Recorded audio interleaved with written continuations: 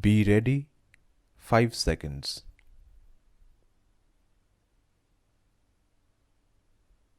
The captioned writ petitions lay challenge to the provisions of Section 271 1B of the Income Tax Act 1961, hereinafter referred to as the Act, on the ground that it is ultra vires the Constitution of India.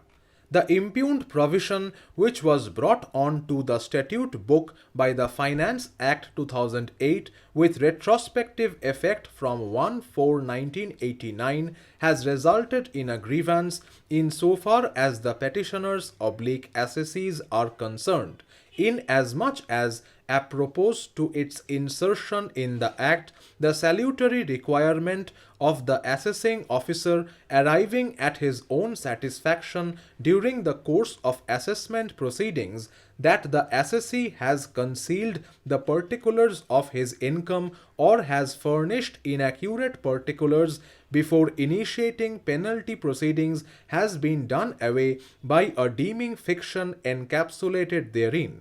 This, in short, is the kernel of the controversy before us.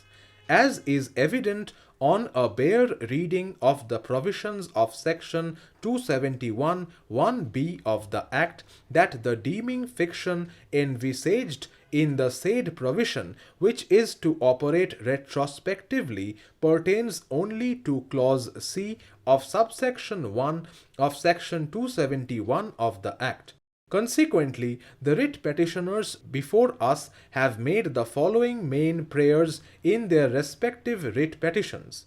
Writ petition number 5059/2008, that the impugned subsection 1B of section 271 of the Act may be struck down as constitutionally invalid, or alternatively it may be read down to the effect that the satisfaction should be deemed to have been recorded only where reasons are specified with respect to specific items of additions or disallowances leading to the initiation of penalty proceedings.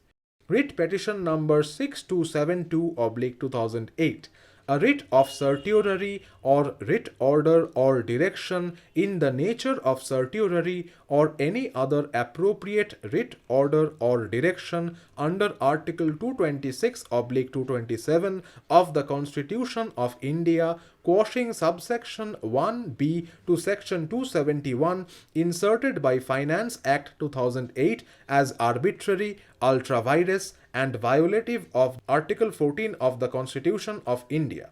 We had called for ITA number 548/2006, which is an appeal filed by the department against the order of the Income Tax Appellate Tribunal, hereinafter referred to as the Tribunal, quashing the penalty proceedings in order to ascertain the bare facts, the writ petition being bereft of facts essential for the purposes of adjudication.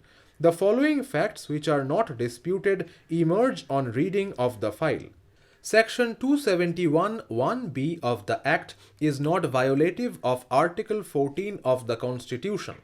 The position of law both pre and post amendment is similar, inasmuch the assessing officer will have to arrive at a prima facie satisfaction during the course of proceedings with regard to the assessee having concealed particulars of income or furnished inaccurate particulars before he initiates penalty proceedings.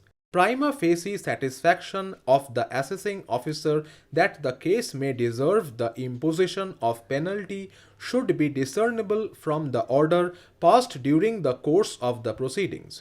Obviously, the assessing officer would arrive at a decision, that is, a final conclusion, only after hearing the assessee. At the stage of initiation of penalty proceeding, the order passed by the assessing officer need not reflect satisfaction vis-a-vis each and every item of addition or disallowance, if overall sense gathered from the order is that a further prognosis is called for. In view of the above, we reject the prayers.